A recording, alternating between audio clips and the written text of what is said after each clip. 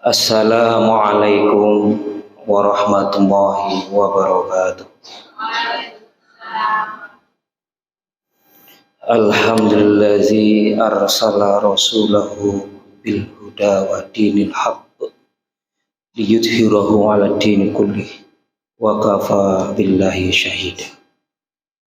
Asyhadu an la ilaha illallah wahdahu la syarika lah wa asyhadu anna Muhammadan abduhu wa rasuluhu la nabiyya ba'dah. Allahumma salli wa sallim ala sayyidina Muhammadin tibbil qulubi wa dawaiha wa afiyatanil abadani wa shifaiha wa nuril absari wa dhiyaiha wa ala alihi wa sahbihi wa sallim. Qalu subhanaka la ilma lana illa ma 'allamtana innaka antal alimul hakim.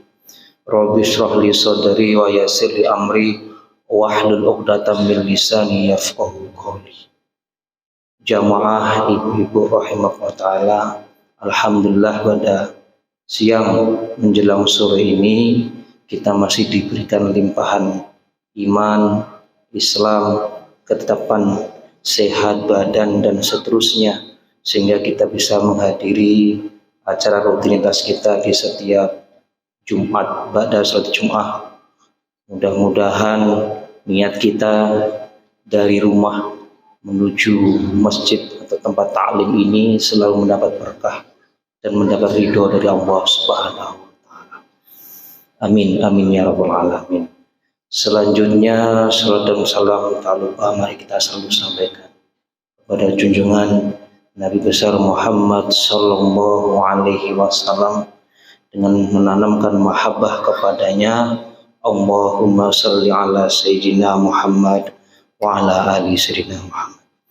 Jamaah ibu-ibu muslimah rahimah taala, pada kesempatan ini sesuai dengan tema kita di share group atau medsos di media kita ini berjudul tentang adab menuntut ilmu sesi 2. Dulu sudah kita bahas sesi pertama, sekarang episode kedua.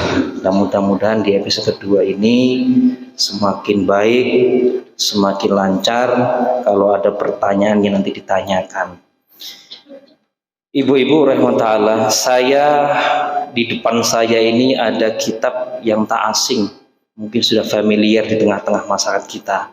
Nama kitabnya Ihya Ulumuddin, ditulis oleh Hujjatul Islam Abi Hamid Muhammad bin Muhammad Al-Ghazali, wafat 505 Hijriah. Lama Bu ya. Namun kitabnya sekarang familiar di dunia, bahkan di negara-negara Islam, khususnya di Indonesia kita ini. Jamaah rahimakumullah, karena saya sudah menunggu lama, 1 jam yang lalu kurang lebih sudah datang ke sini. Nampaknya baru 2 jamaah yang menghadiri. Nah, informasinya misalnya jam 1, maka saya mengikuti aturan itu. Ibu-ibu rahmatullah, kita akan membahas tentang wadhaiful mursyid al-muallim. Jadi tugas-tugas seorang guru. Tugas-tugas seorang guru ini apa? Maka tugas-tugas guru di sini sama Imam Al-Ghazali ada 8. Ya, wadifahnya disebut. Yang pertama nanti kita uraikan secara umum dulu. Wadifatul ula asyafaqah. Syafaqah itu artinya belas kasih sayang. Tugas yang pertama seorang guru. Jadi kalau dia seorang guru atau kita mungkin tak ada guru di sini, minimal jadi orang tua, punya syafaqah, punya belas kasih sayang. Kalau kita jadi orang tua, mesti kita punya anak. Tidak mungkin orang tua dekat orang tua. Dikata orang tua itu umumnya dia punya anak.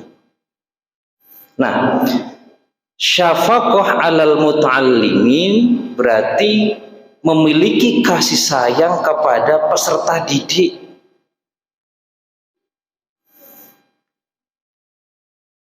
Wa ay yajriyahum majra biniyahi atau banihi. Nah, yang demikian itu akan mengalir mendarah mendaging kepada peserta didiknya. Kalau guru memiliki belas kasih kepada anak didiknya, akan terasa nanti kepada anak didik. Yang pertama. Yang kedua, ayat tadiya bi sahibi syar'i salawatillahi alaihi wasallam, harus berpanduan, berpedoman kepada baginda Nabi besar Muhammad sallallahu alaihi wasallam. Tugas seorang guru. Yang nomor 3, Allah yad'a min naskhil muta'allim, tidak henti-hentinya menasihatin peserta didik. Jadi kita nggak usah kapok, dinasihatin terus sampai doer rambutnya enggak apa-apa, dinasihatin terus. Tuh. Yang nomor 4, min daqa'iqi sana'atil ta'lim. Apa maksudnya? Harus menjelaskan inti-inti dari pembelajaran atau inti-inti belajar kepada murid. Apa intinya belajar itu apa? Sana'atil muta'allim, sana'atil ta'lim. Apa sih belajarnya? Apa sih urgensinya? Apa manfaatnya begitu? Jadi bisa menjelaskan rahasia-rahasia atau inti daripada pelajaran itu sendiri. Yang nomor 5, annal mutakaffila du'atil ulim, harus bisa menjadi apa sih itu? Mutakaffil bi ba'dil ulum. Bisa menanggung, bisa menjelaskan di seluruh ilmu-ilmu yang itunya mana ilmu yang baik, mana ilmu yang buruk. Nah, takaful itu bisa menanggung, bisa menguraikan semuanya ilmu-ilmu. Inilah yang baik, ini yang tugas guru. Yang nomor 6 ada apa? Ayat tasira bil muta'allim ala qadri fahmi, harus dengan bahasa yang mudah dipahami kepada peserta didik. Jadi kalau bapak ibu, bapak nggak ada ya, kalau ibu semua punya anak atau jadi guru, ya harus ayat tasira bil muta'allim, harus dengan ringkas, mudah dipahami, jangan bertele-tele. Yang nomor 7, innal muta'allimal khasir yang bagi ayal kia ilal jali. Apa itu? Seorang guru harus bisa menjelaskan kepada muridnya dengan waktu yang tidak terlalu lama, sebentar, sikit-sikit, sementing masuk, begitu. Kan tak usah lama-lama belajar itu. Kalau punya murid, sedikit dulu, bertahap. Itu namanya al-muta'allim al-qasir. Yang terakhir, ini yang berat. Apa itu? Ayyakunal muallima amilan bi ilmihi. Seorang alim atau seorang guru itu harus amilan, bisa mempraktekkan apa yang diucapkannya, bisa mempraktekkan apa yang diketahuinya, sehingga bisa menjadi contoh kepada murid-muridnya, kepada anak-anaknya. Nah, 8 poin inilah yang akan kita bahas selama kurang lebih 1 jam ke depan. Jamaah rahimakumullah. Sekarang peringatan Maulid Rasulullah SAW, masih suasana bulan Rabiul Awal. Tentu ada salahnya, mari kita ambil teladan-teladan dari beliau. Dari mana ngambil teladannya Pak Ustadz? Kan kita nggak sezaman dengan Rasulullah, tak sezaman dengan para sahabat, tak sezaman para tabi'in, maka al-ulama warasatul anbiya. Jawabannya adalah ulama warasatul anbiya. Kitab yang akan kita kaji ini ulama di abad ke-5 Hijriah. Kalau kita langsung berkiblat kepada Rasulullah, seakan-akan kita hidup di masa Rasulullah. Namun kalau kita uraikan ulama-ulama yang menjelaskan isi bagaimana sifatnya Rasul, bagaimana akhlaknya Rasul, bagaimana akhlak sahabat, bagaimana akhlak tabi, semuanya itu berarti kembali kepada kitab karya-karya ulama. Makanya saya bilang sama mahasiswa saya, ini Al-Quran, ini akhlak. Katanya mau itu Rasulullah SAW, mari teladani akhlak beliau. Oke, orang meneriakkan kembali ke Al-Quran, tapi akhlak tidak dipakai. Lucu jadinya. Rasulullah itu kan karena khuluqul Quran, akhlaknya Rasulullah seperti Al-Quran. Ya Aisyah ummal mukminin, wahai Aisyah ummal mukminin. Sahabat bertanya kepada Aisyah istri Rasulullah, akhbirni khalqar Rasulullah SAW, coba sampaikan, kabarkan kepadaku, ceritakan kepadaku, kata sahabat itu, bagaimana akhlaknya Rasulullah SAW. Qalat kana khuluqul Quran. Aisyah menjawab, akhlaknya Rasulullah sama kayak Al-Quran. Baru menguatkan perkataannya biar sahabat makin yakin, ambil Al-Quran. Wa innaka la'ala khuluqin azim. Ambil lagi ayat, laqad kana lakum rasulillahi uswatun hasanah. Ambil lagi ayat, laqad ja'akum rasulun min anfusikum azizun 'alaihi ma 'anittum harisun 'alaikum bil mu'minina raufur rahim. Dari mana tahu penjelasannya? Dari kitab-kitab ulama. Tak bisa anak menjelaskan langsung Quran, tak bisa semuanya. Saya sering sampaikan kepada sahabat, kita diajarkan niat. Adakah niat dalam Al-Quran? Tak akan kita dapatkan. Dari hadis innamal a'malu binniyat, bagaimana teknis prakteknya niat itu, yaitu istihad para ulama-ulama itu sendiri. Maka insya Allah kalau kita kembali kepada ulama yang masih bersandar kepada baginda Nabi Muhammad SAW, tidak sesat kita. Maka apa kata Rasulullah, mana hadis, taraktu fikum amro ini in tamassaktum bihima lan tadillu abada, kita membawa sunnah wa rasuli. Jika saya tinggalkan dua perkara, jika kamu semua berpegang dua perkara ini, tak akan sesat selama-lamanya kalau mau belajar, kalau mau dekat sama ulama. Tapi kalau nggak belajar, langsung kutip ayat, ambil hadis, nggak mampu akal kita. Saya sendiri nggak mampu. Saya berhari-hari juga ya belajar, ya nggak mampu. Karena apa? Kapasitas saya nggak seperti ulama-ulama itu. Begitu kita baca karya ulama, oh inikah makna yang dikehendaki pada ayat Al-Quran. Inilah hadisnya. Tidak akan sesat kita selama-lamanya. Nah, yang jadi masalah sekarang ulamanya yang mana? Di akhir zaman banyak ulama yang yang jelek. Termasuk ulama yang adalah dia pandai bicara tapi nggak pandai mengamalkan isi pembicaraannya. Baik, yang pertama saya sampaikan, kembali ke masalah kita adalah tugas seorang mursyid, tugas seorang guru. Maka guru itu pertama harus mursyid gelarnya. Apa mursyid itu? Bisa menasihati dirinya sendiri dulu. Itu pertama itu. Dalam kitab Ta'limul Muta'alim, ala la tanul ilma illa bisitatin sambika amasmu'in antafsili. Ala ingatlah, ilmu itu tidak akan diperoleh kecuali dengan 6 perkara yang saya akan jelaskan di bawah ini. Yang pertama, zakain, cerdas. Yang nomor 2, dia semangat. Yang nomor 3, dia sabar. Yang nomor 4, dia punya modal. Yang nomor 5, dia panjang masanya atau panjang waktunya.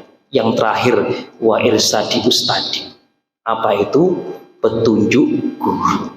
Maka sebelum menjadi guru yang benar, ayo nunjukin dulu nih contoh seperti ini. Maka kitab ini kalimatnya betul. Wadhaiful mursyidil muallim.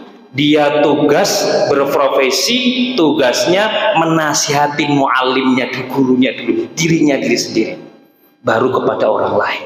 Apa itu? Pertama, coba kalau kita jadi guru, punya nggak jiwa belas kasihan kepada anak didik? Melihat anak yang tak punya modal apa-apa, sana. Kamu nggak punya duit, ngapain baca sama-sama? Ketika anaknya tak bisa apa-apa, lihat Rasulullah SAW karena masih suasana Maulid, ada sahabat yang itu dia sungguh-sungguh belajarnya. Nama sahabatnya adalah dulu namanya Abu Syams As-Sahr Ad-Dausi, yaitu Abu Hurairah, terkenal Abu Hurairah. Abu Hurairah jauh-jauh dia melangkahkan kakinya, berjalan kaki untuk mendatangi Rasulullah SAW, rela dia berhari-hari. Karena pesan orang tuanya, wahai anakku, belajarlah kepada Rasulullah SAW, luar biasa orangnya, punya safaqah luar biasa, belas kasih sayang. Belajar ketemu sama Rasul. Apa katanya? Wahai, siapa namamu? Masbuk. Nama saya Abu Syams As-Sahr. Nama kok begitu, kata Rasul. Coba ganti nggak, saya itu namanya Abdullah aja atau Muhammad gitu. Dalam kitab mu'arikh, kitab-kitab sejarah katakan Abdullah menjadi Abdullah, hamba Allah, bukan Abu Syams, hambanya matahari, kan enggak enak. Nah, kalau ada nama Abdul Malik, Abdul Ghafur pantas. Tapi kalau Abdul Butun berarti suka makan, butun itu perut, sukanya makan aja. Nah, ini hati-hati ngasih nama. Kalau ibu semua tak pandai ngasih nama anaknya, jabang bayinya minta sama ustadznya, minta sama kiai kita apa nama yang pantas. Saya ada 10 yang sudah saya share, saya kasihkan kepada nama-nama. Sudah, alhamdulillah kepake nama-nama itu. Nah, jamaah rahimakumullah. Yang pertama, syafaqah al-muta'allim. Begitu Abu Hurairah datang kepada Rasulullah, karena Abu Hurairah tak punya modal, tak punya pakaian yang lebih sebagaimana sahabat-sahabat yang lain, maka ditaruhlah di tempat aula, tempat pemondokan namanya as-suffah, nama sofah itu tempat di mana para sahabat belajar. Kalau kita sekarang di Indonesia namanya pesantren. Nah, itulah cikal bakalnya pesantren, dikutip oleh Hadratus Syekh, kiai-kiai kita Jawa dulu membuat pondok pesantren. Disitulah orang banyak berdatang-datang dari manca daerah masing-masing, taruh situ tempatnya, dibuat pondok pesantren. Habis itu dibuat kamar. Kalau dulu masih belum ada kamarnya karena masa Rasulullah, ya, maka ditaruhlah di tempat aula. Di situ apa kata Rasulullah? Kamu di sini saja ya wahai Abu Syams. Silakan ketemu sama yang lain, karena orang-orang di sini semua memang kebanyakan para pendatang-pendatang. Maka dasar pondok pesantren ada sofa, sehingga turun ayat wa idza qilam suzu famsuzu yarfa'illahu alladziina amanu minkum walladziina utul ilma darajat. Itu ayat dasar asbab nuzulnya. Ketika ada orang mau dia belajar di majelis, ayo kasih tempat duduk dia, minggir agak minggir gitu. Termasuk ketika kiainya lewat datang seret, dikasih tempat belajar. Nah, di syafaqah al-muta'allimin ini penting dimiliki oleh guru-guru semua, sehingga Rasulullah menyampaikan innama ana lakum mislul walidi lil waladi. Kalau terjemahkan, sesungguhnya saya untuk kalian semua seperti bagaikan orang tua kepada anaknya. Jadi kalau ibu punya murid, anggap aja itu anak ibu. Bisa Bu ya? Punya murid, anggap aja itu anak ibu. Karena Rasulullah menganggap para sahabat itu kayak orang tuanya. Rasulullah memposisikan inilah orang tua. Bagaimana ketika anak itu salah, kita ingatin benar-benar. Ketika murid itu salah, gak usah kita bentak langsung, nanti dia down mentalnya. Syafaqah. Maka Rasulullah menjadi bapak para nabi, bapaknya para nabi. Dan semua para nabi-nabi terdahulu, kalau kita mengambil kitab namanya kitab Sulwatul Arifin, ada bab nama Babus Syafa'ah. Para nabi-nabi terdahulu itu nggak bisa mensyafaati. Sana ketemulah kepada kepada Nabi Muhammad. Alhasil Nabi Muhammad lah yang akan mensyafaati seluruh umat dari Nabi Muhammad, dari Nabi Adam sampai Nabi Muhammad SAW. Allahumma shalli Muhammad. Nah, syafaqah. Jamaah rahmatullah. Maka Rasulullah SAW karena memiliki belas kasih yang tinggi, akhirnya Rasulullah SAW bagaimana bergaul sama sahabat. Sehingga dalam agama dikenal nama suhbah. Suhbah itu kekancan. Kekancan itu nama seserawungan. Seserawungan itu namanya apa? Bergaul. Nggak tahu kekancan, bergaul. Gimana ketemu orang, ayo kita. Gitu Rasulullah. Itu nama suhbah. Apa namanya suhbah? Suhbah itu dia bergaul. Jadi orang muslim muslimah ya kita karena inti agama adalah bergaul, bukan diam saja. Ya kalau Rasulullah diam saja nggak mungkin 10 tahun bisa sukses di Madinah. Tak mungkin kalau hanya diam saja 13 tahun di Mekah bisa dapat muslim, bisa dapat Khadijah dan beberapa sahabat-sahabat yang lain. Alhasil Rasulullah mengajar kita bagaimana cara bergaul. Disitulah kita kumpul sama orang-orang muslim. Termasuk Rasulullah SAW bagaimana jiwa safakohnya menganggap semua muridnya dibina semua. Termasuk orang-orang yang kufar. Asyidda'u alal kufar ruhama'u bainahum. Rasulullah sangat cinta dengan orang-orang yang menyakitinya. Coba. Kalau kita kan enggak. Malas. Ngapain? Ya. Dia aja menyakiti saya. Nah, kalau kita ikut akhlaknya Rasulullah, ya mila kita doakan. Malam kita berdoa, ya Allah, mudah-mudahan tetangga saya nggak hasut, nggak iri, nggak dengki. Kalau kita mampu bergaul sama, mohon maaf, non muslim silahkan. Tapi kita masukkan nilai-nilai keislaman. Ayo kita berbaik, berbakti kepada orang tua, berbakti kepada orang-orang tua yang telah dulu mengenal kita. Ini juga luar biasa diajarkan oleh baginda Nabi Muhammad SAW. Maka dalam Al-Quran, innamal mu'minuna ikhwah. Sesungguhnya orang-orang mukmin itu adalah bersaudara. Yang nomor 2, tugas seorang guru yang kedua adalah ayat tadiya bisohibi syar'i. Harus kita mengikuti pemilik syariat. Siapa itu pemilik syariat? Berarti Allah Subhanahu wa Ta'ala melalui baginda Nabi Muhammad SAW. Ketika baginda tidak ada, sahabat tidak ada kepada tabiin, tabiin tidak ada kepada ulama setelahnya. Malam yashkurin nas lam yashkurillah. Hadis sahih. Siapa yang tidak berterima kasih kepada manusia, maka sama aja dia tidak berterima kasih kepada Allah Subhanahu wa Ta'ala. Apa hadisnya? Man qala li ahihi jazakumul khairan ablagha sana. Ini dikutip oleh Az-Zurguzi, ya, Ar-Rumruzi namanya, dalam kitab Awariful Ma'arif. Orang mengatakan dikasih saya sama seorang begini, jazakumul khairan ahsanal jazaa. Kalau tak bisa pakai bahasa Arab, terima kasih Pak ya, semoga Allah membalas kebaikan Bapak. Itu sudah bagus. Ablagha sana, berarti sampai kepada pujian Allah kepada dirinya. Yang muji Allah langsung. Tapi kalau kita dikasih sama orang, diam aja, dikasih dia, maka anak-anak ini perlu diajar juga. Tak pandai jazakallahu khairan, ya terima kasih Pak D, Budi, semoga kebaikannya Pak D dibantu Allah Subhanahu wa Ta'ala. Atau pas kita kumpul-kumpul begini, ada acara-acara di rumah, yang pertama-tama saya ucapkan terima kasih. Kami tidak bisa mengganti apa-apa, hanya bisa doa. Jazakumul khairan ahsanal jazaa, jazaan katsira. Semoga Allah membalas kebaikan Bapak semua dengan balasan yang berlipat ganda kebaikannya. Allahumma amin. Itulah kata Rasulullah SAW. Karena mengawal syariat butuh seorang penjelas. Siapa penjelas itu? Guru. Tak pandai berterima kasih kepada manusia, tak ingat pada gurunya, langsung kembali ke Al-Quran, berarti dia tak bisa mengawal Al-Quran.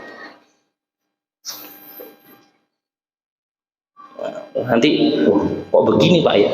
Iya. Hari ini semangat, ayo kembali kepada Nabi Muhammad, bagus.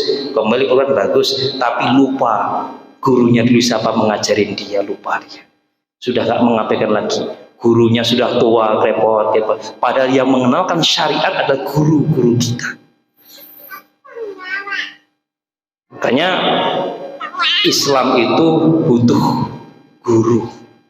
Dulu saya pernah menyampaikan pertemuan kita yang pertama, Di dalam mukadimahnya Imam Nawawi, apa kita ulang-ulang, mengatakan begini. Inna hadzal ilma dinun, sesungguhnya ilmu itu agama. Fantadiru, perhatikan, aman ta'khudhu dinakum, perhatikan dari mana kau mengambil ilmu agama itu, perhatikan, jangan salah. Makanya sekarang ibu-ibu semua pandai-pandai cari guru. Nah, saya dikasih informasi sama Pak Haji Optik gitu, di telepon, oke siap. Kalau kawan-kawan kita sibuk ngisi ceramah kemana-mana, nggak apa-apa, bagus. Tapi saya paling senang itu istiqomah, bapak ibu semua, Kajian saya tiap malam keliling musola masjidnya apa istiqomah. Yang ada satu orang dua orang nggak apa-apa, yang penting saya istiqomah. Disitulah Rasulullah SAW senang ibadah itu istiqomah, apalagi taklim. Kita datang kayak kondang, habis itu nggak ada kegiatan apa-apa, kan lucu. Itu katanya ikut Al-Quran. Padahal Quran mengajarkan istiqomah. Sumastaqomu tatanazzalu alal malaika alla takhafu wa la tahzanu wa absyiru bil jannati allati kuntum dulu saya ngerti itu Al-Qurannya. Istiqomahlah kalian semua, istiqomah. Jika kamu katakan Allah, tapi kok kamu nggak istiqomah. Jika kamu katakan senang belajar, tapi nggak istiqomah, maka dikatakan, oh itu kurang ibadah kita. Pada kata Rasulullah, ahabul amal yang paling dicintai Rasulullah adalah atwamuha wa in qala, meskipun sebentar. Nah, fala yatlubu ala ifadatil ilmi ajran wa la yaqsudu bihi jazaa'a wa la yasukru. Nah ini dia, ini poinnya. Maka kita nggak boleh mencari, nggak boleh mencari apa dengan ilmu, dengan diberikan faedah ilmu, manfaat ilmu untuk mencari penghasilan, nggak boleh. Contoh, dikasih ilmu ini A, B, C, biologi, kimia atau ilmu agama. Pandai dia diberi manfaat ilmu agama, lalu dia gunakan untuk mencari penghasilan. Ini bukan cara Rasulullah SAW. Maka saya serahkan kepada Yang Maha Kuasa, ya Allah, jika engkau sayang dengan hambamu ini, jika engkau masih takdirkan hambamu ini, silakan ya Allah, saya terima ridhomu. Mau digunakan enggak terserah. Tapi alhamdulillah kegiatan kita berjalan terus, meskipun hanya satu atau dua orang tak masalah, karena Allah nggak melihat banyak sedikitnya jamaah, yang penting istiqomah. Nah, wala syukron, dan juga nggak perlu kita mengharap-harap terima kasih kepada orang, nggak perlu. Mau dikasih mau enggak terserah orang lain. Kita nggak perlu mengharap-harap nanti ayo ucapan terima kasih saya. Sama guru tuh nggak boleh mengharap-harap pada murid, tapi murid buat yang ngerti, kamu pernah diajarkan dulu. Mustahil syariat bisa masuk tanpa guru-guru kita. Toh anak-anak sekarang suruh baca kitab-kitab gini kan nggak mungkin, betul ya? Pokoknya kembali ke ulama, buru-buru ke ulama, sama gurunya aja nggak kenal dia. Nah maka dari itu ini berat, tugas kita semuanya berat, ya berat. Maka Rasulullah sebagai public figure, Rasulullah sebagai orang yang drama, yang suri teladannya luar biasa, yang ditinggalkan kayak kita semuanya, bisa nggak kira-kira mengikuti? Tak bisa 100%, ngikutilah 80% atau 50%. Yang ketiga apa? Alla yad'u min nashil muta'allim. Jangan pernah berhenti untuk mengajak orang-orang belajar. Ayo nak belajar, tidak bayar, belajar itu gratis. Orang digratis saja nggak mau datang, apalagi suruh bayar. Ayo, betul ya? Jadi saya begitu, ayo belajar. Terus belajar terus, dinasihan terus. Kenapa? Kita mengajak kebaikan di bagian amar ma'ruf nahi munkar. Kurang-kurang tinggi nak naik itu. Oh, nggak ngerti dia. Kalau naik berarti dia ngerti. Berarti dia tahu sopan santun dia. Baik.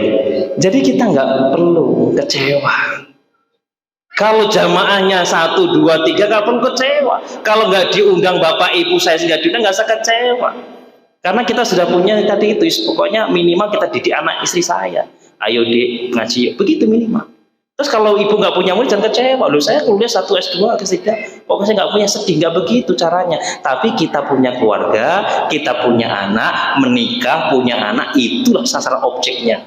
Anfusakum wa ahlikum. Nah, selesai. Loh yang gunakan kita kok nggak ada, ya udah nggak, silakan. Pasti Allah yarfa'illahu allazina amanu, tapi ingat prosesnya dilalui. Nah, kita mematok harga, undang saya 5 juta, ya mana mau. Nah, begitu. Nah, maka dari itu, ini persoalan kita. Mudah-mudahan tugas kita sebagai seorang guru diangkat oleh Allah Subhanahu wa Ta'ala, ya, ditempatkan di posisi yang paling terindah. Nah, kemudian besok kalau kita dipanggil oleh Allah Subhanahu wa Ta'ala, dipanggil dengan jalan atau cara husnul khotimah. Allahumma amin. Yang nomor 4 apa itu? Bisa guru itu menjelaskan inti-inti atau rahasia-rahasia dari ilmu. Contoh misalkan, saya mengajarkan ilmu alat nama bahasa Arab. Untuk apa sih ilmu bahasa Arab ini? Untuk menjaga Al-Quran. Sekarang banyak ibu-ibu rahimahullah, banyak murid yang nggak pandai bahasa Arab.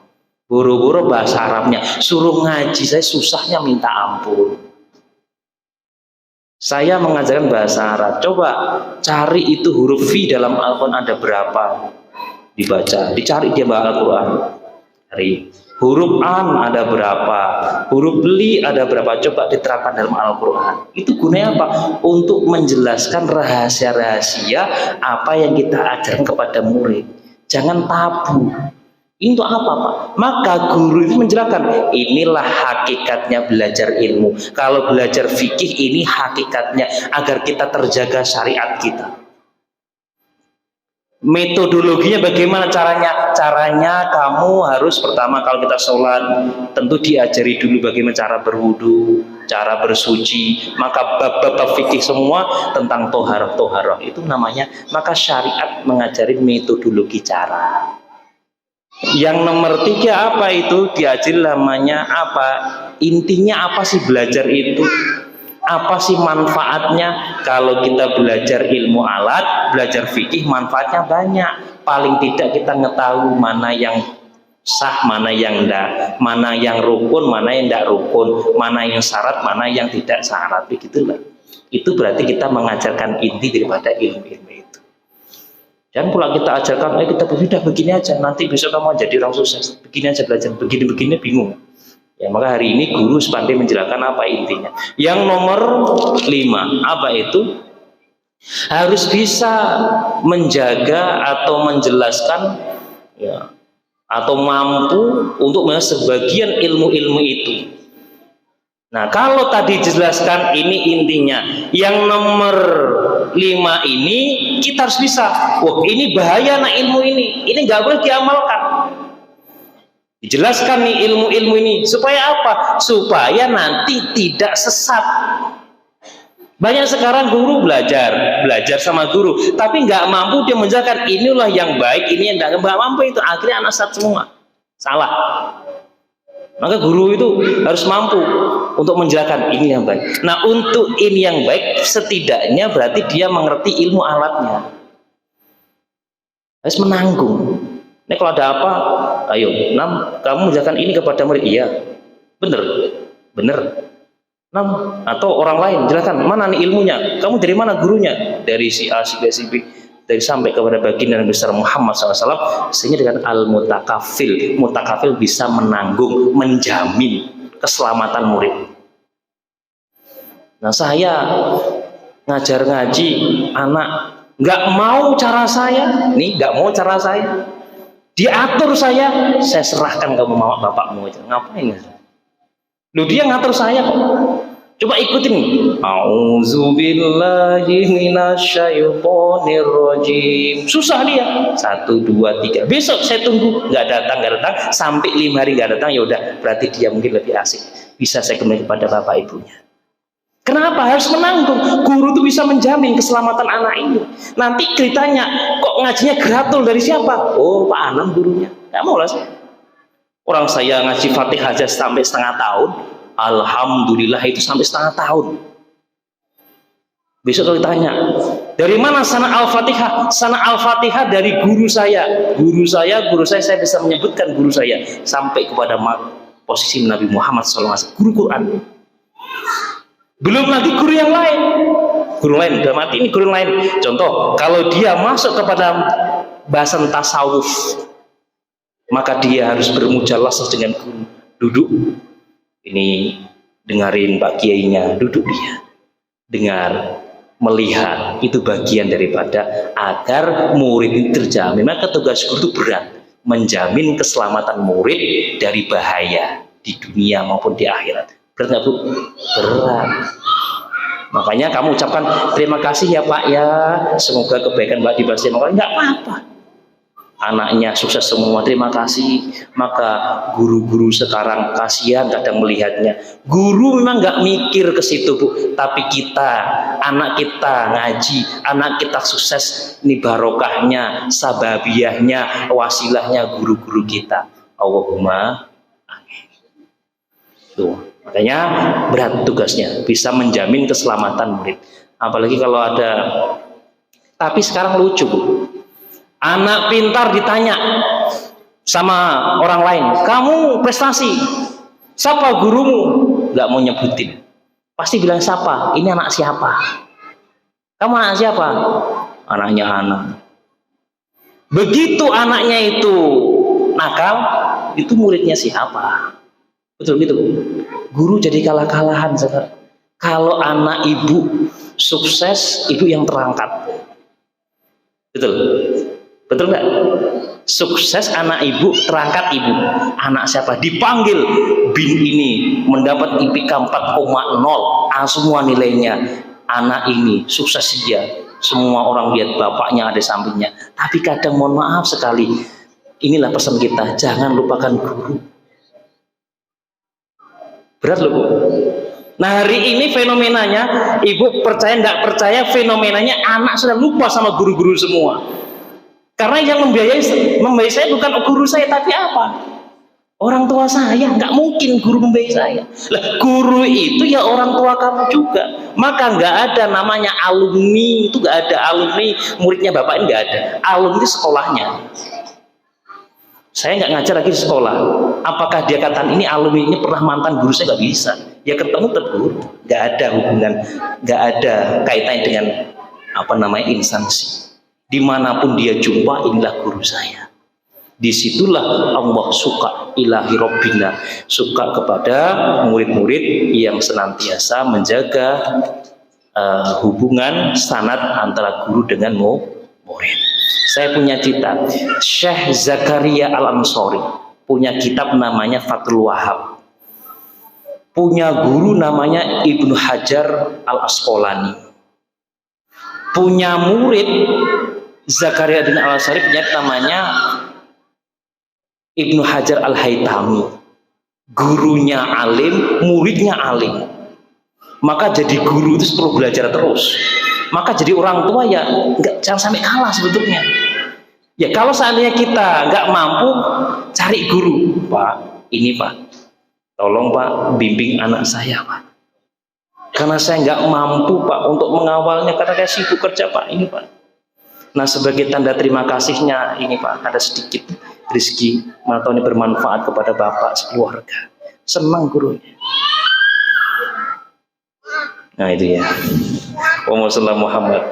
Nah jadi apa tadi? Menanggung, bisa menjamin keselamatannya anak. Jadi kita nggak sama mau jadi guru, nggak sama.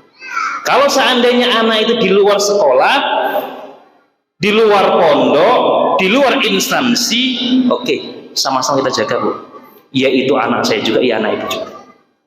Tapi yang terpenting orang tuanya, terpenting gurunya, malam itu tahajud berdoa, ya Allah, mudah-mudahan anak-anak saya, murid-muridku semua, ya Allah, bukakanlah pintu hidayah, bukakanlah jalan kebaikan untuk mereka. Insya Allah jadi orang-orang yang soleh-soleh. Begitu. Saya pernah sampaikan terus, kita tak bisa mendidik anak agar alim, agar pinter kayak guru, nggak bisa. Yang kita didik, kita bina adalah proses belajarnya. Urusan dia pinter, alim, terserah yang maha kuasa. Karena Allah lihatnya bukan hasilnya, tapi lihatnya adalah usahanya, proses belajarnya itu. Lihat gurunya Zakaruddin Al-Ansari, namanya Ibnu Hajar Al-Asqalani, luar biasa dedelnya. Dedel apa sih? Pokoknya dedel itu nggak nyambung-nyambung. Diberi gelar Hajar, Ibnu Hajar. Kenapa batu? Kenapa? Mondok 20 tahun lebih, nggak bisa-bisa, nggak hatam-hatam, diajarin nggak bisa, diajarin nggak bisa. Jadi dedelnya anak ibu, nggak sekolah terus karena dia itu belum separah dengan ulama-ulama kita dulu. Cuman karena dia ulama, cuman karena barokahnya doa-doa guru-gurunya dia saat itu, akhirnya Ibnu Hajar Al-Asqalani luar biasa, punya kitab Fathul Bari, syarahnya Bukhari, 19 jilid. Siapa yang menyangka? Nah kalau anak ibu semua nggak bisa-bisa, nggak usah kecewa, aman aja. Saya juga ya nggak bisa-bisa juga kok. Karena diproses. Nah Allah cinta dengan proses. Bukan melihat bapak kaya, ibu kaya, mamamu kiai, anak, enggak lihat itu. Tapi dia mau nggak belajar berproses. Maka hidayah perlu dicari terus. Saya anggap semua ini orang-orang mencari hidayah. Kalau sudah dapat hidayah, terus kawal hidayah sampai mau memisahkan kita. Begitulah caranya berpikir. Loh, saya nggak kaya-kaya, nggak pinter-pinter anak saya. Sudah 10 tahun nggak pinter-pinter, nggak masalah. Ibnu Hajar Al-Asqalani itu 25 tahun. Pulang lagi ke pondok lagi. Malu kalau saya ke rumah, masa nggak bisa apa-apa, sudah 25 tahun. Dengan hidayah, Allah menunjukkan hidayah melalui batu yang keras. Batu dulu, bukan batu sekarang. Batu sekarang tokohnya pecah, dulu itu keras. Karena itu hidayah, cara Allah, ketetesan air, tes 5 kali kerompal ya, lubang itu. Batu yang sekeras itu dulu, apalagi hati saya balik. Nah kira-kira ibu jangan capek tadi apa membilangi anaknya, ayo nak mondok. Kalau kurang biaya, biayai. Duit habis duitnya, nggak apa-apa, penting ke anak nggak usah pindah-pindah, situ aja terus. Ya, namanya orang betahkan atau bisa melekat di pondok itu hidayah, bukan harta-harta itu. Toh sekarang banyak orang punya duit yang banyak juga nggak betah mondok, malah enak di rumah. Kan saya biasa makan enak, yang materi kita yang semalam itu kan saya biasa ini. Nah ini kalau orang tua bagaimana cara menasihatinya? Oh ini butuh perjuangan yang keras. Makanya saya simpulkan, anak bisa nyantri, anak betah, nyaman di pondok. Pak, pondoknya begini Pak. Kalau di sini pondoknya, mohon maaf tanda petik, kirim ke Jawa sana, murah lagi, berkualitas lagi, begitu bahasanya. Sini banyak 20 juta. Silahkan kalau mampu. 20 juta 2 hari dia, atau 20 hari di pondok, pindah. Pak, gak betah Pak, hilang 20 juta lagi. Nah, tapi kalau kita ke sana berdoa, Pak Kiai, ini anak saya, tolong Pak Kiai, saya pasrah semuanya. Nah, di pondok pesantren, di pendidikan, karena tadi saya sampaikan tak perlu kita tuntut anak pintar alim kayak gurunya, perlu. Yang penting bisa salaman dengan gurunya bagus. Kalau perempuan sama ustadzanya, laki-laki sama ustadznya. Salaman dia bolak-balik, sholat dia bolak-balik, didoakan ustadznya setiap jumpa, assalamualaikum. Setiap saat dia terkontrol dengan manajemen pondok pesantren, insya Allah berproses dia menjadi orang alim anak.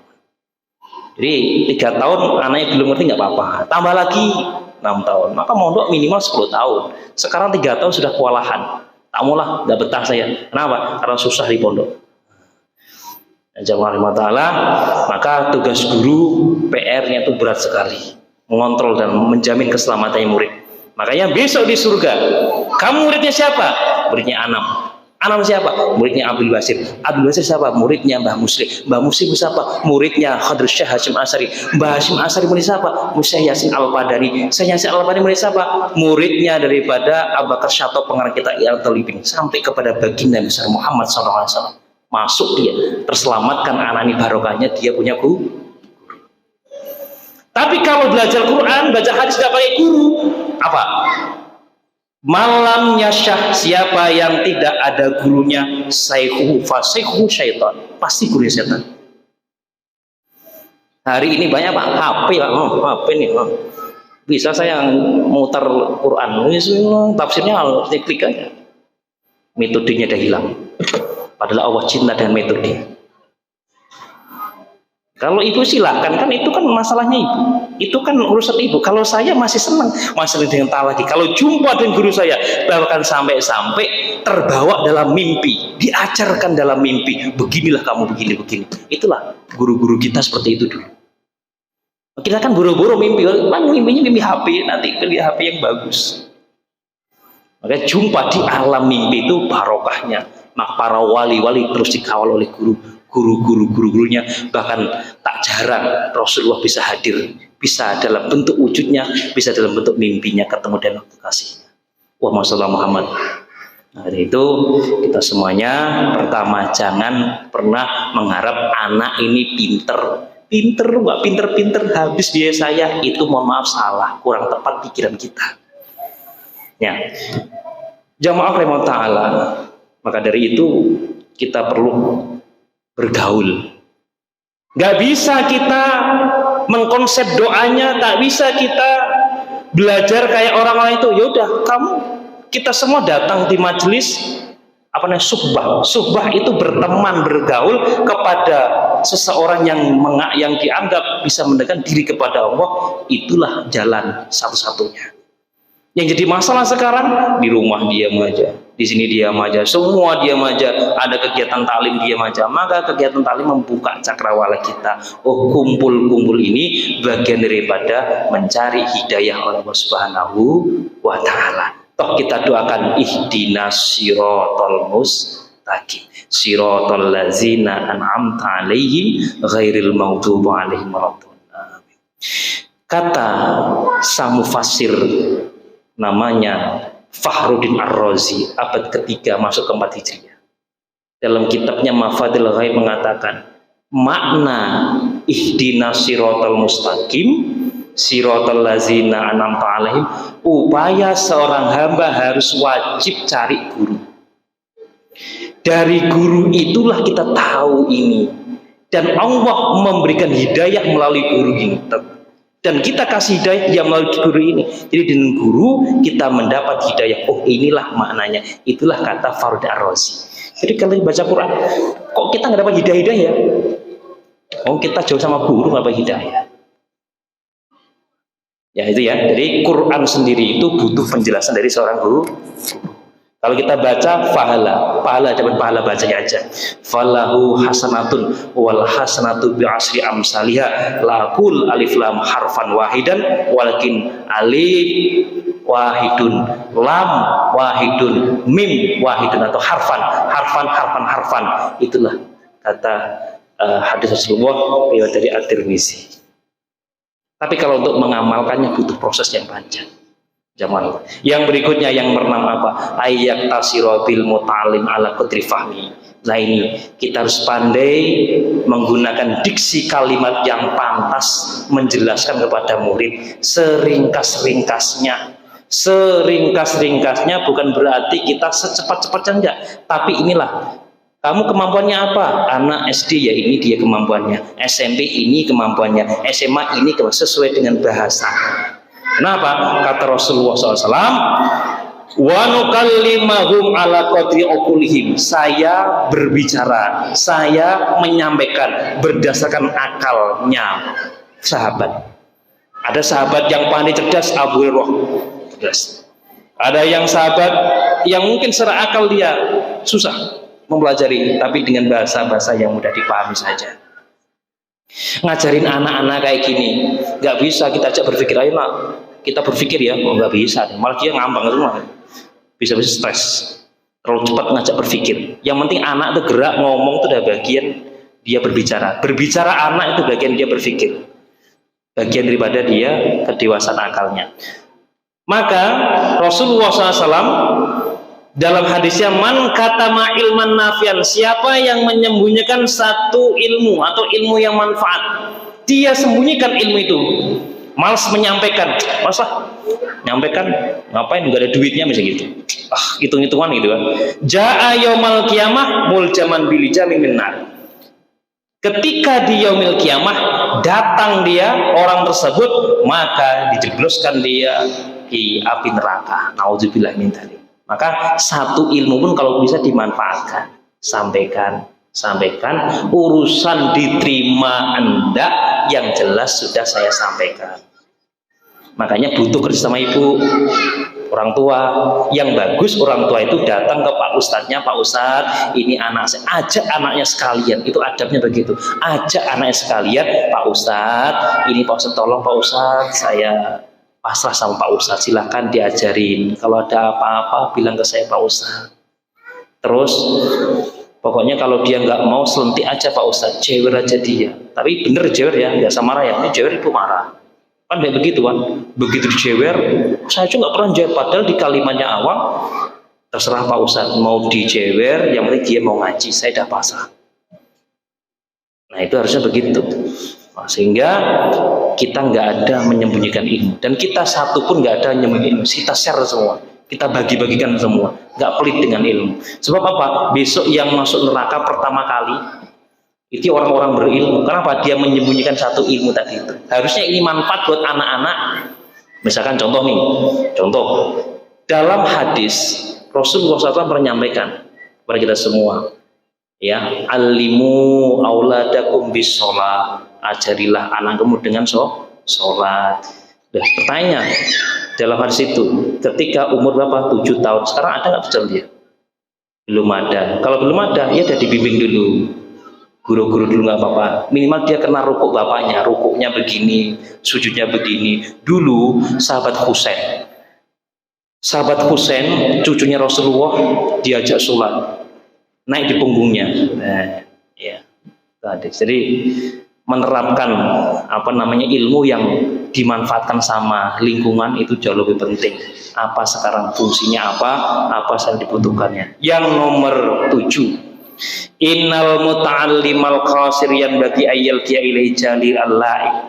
Maksudnya seorang muta'allim itu harus menyediakan waktu dan jangan terlalu lama. Waktu qasir itu pendek. Sehingga apa? Dengan waktu yang pendek itu hendaknya dia ketemu intinya inilah. Belajar tuh intinya ini. Tidak bertele-tele kemana-mana, waktunya juga ringkes, padat, cepat, tapi masuk akal. Nah sekarang makanya dibuatlah ala sekarang metodologi kurikulum dari kurikulum KTSP sampai ke kurikulum Merdeka, dari yang berhalaman-halaman menjadi satu halaman. Yang sekarang satu halaman itu 50% praktek di lapangan. Jadi apa? Ilmunya didapatkan sebentar lalu praktek. Sama, saya ngajarkan kepada mahasiswa satu ilmu praktek. Kalau dulu enggak, belajar dulu materinya, teorinya banyak, prakteknya sedikit. Nanti nggak paham baca kitabnya, apa nih bacanya? Itu loh, dulu kelemahan begitu. Maka ibu semua ta'ala, kalau dia sudah pandai wudhu, gimana prakteknya? Kalau sudah pandai, gimana dia prakteknya? Yang terakhir, ayyakuna muallim amilan. Seorang guru itu harus amilan itu bisa mempraktekkan apa yang diketahuinya, ya. Makanya kata Rasulullah SAW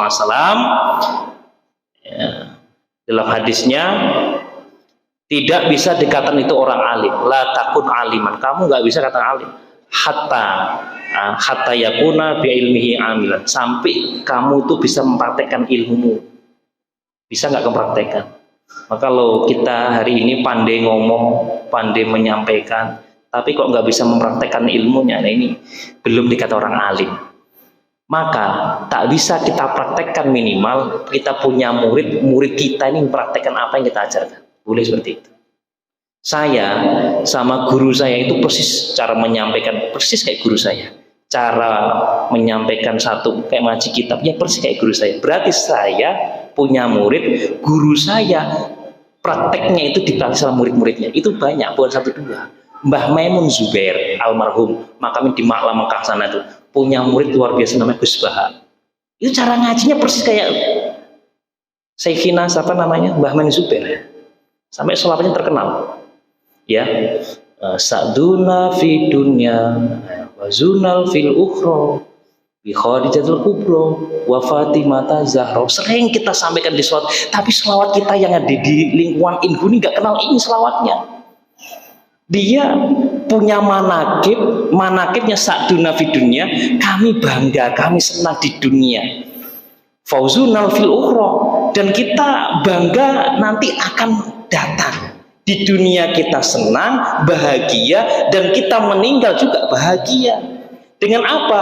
Wa bihol bijatil kubro, dengan wasilah siapa? Istrinya Rasulullah SAW, yaitu Khadijah, dan putrinya namanya Siti Fatimah. Itu diulang terus. Maka dari itu kita semuanya mudah-mudahan tak bisa kita mempraktekkan. Disinilah syarat guru, orang alim minimal. Kalau tidak punya anak yang alim, murid yang alim, biar bisa menjalankan kayak gurunya. Ibnu Hajar Asqalani punya murid namanya siapa tadi itu? Zakaruddin Al-Ansari. Persis kayak gurunya. Zakaruddin Al-Ansari punya murid namanya Ibnu Hajar Al-Haytami, persis kayak gurunya. Sama Imam Syafi'i punya murid Al-Buwaiti. Al-Buwaiti persis kayak gurunya. Terus Al-Buwaiti sampai kepada Imam Al-Ghazali. Cara-cara itulah diamalkan dengan murid-muridnya. Maka barokahnya ilmu sebab diamalkan tak pada dirinya juga kepada muridnya. Ini namanya barokah ilmu. Karena kalau saya mengamalkan, mungkin hari ini saya bisa mengamalkan 1-2, besok pagi bisa jumpa masih hidup di dunia, atau sudah di akhirat, atau di alam barzah. Kan begitu. Tapi kalau punya murid, punya madrasah, punya sekolah, minimal dia cara-cara kita diikuti seperti murid kita. Allahumma Muhammad. Nah, beginilah caranya guru itu, sehingga apa? Kita terus berdoa terus agar anak-anak cucu kita semuanya bisa menjadi penerus tauhid kita, penerus belajar kita sampai kepada jumpa dengan baginda Nabi besar Muhammad SAW, masuk surga rombongan, bukan person per person. Mungkin hanya ini dapat kita sampaikan. Kalau ada pertanyaan silahkan disampaikan.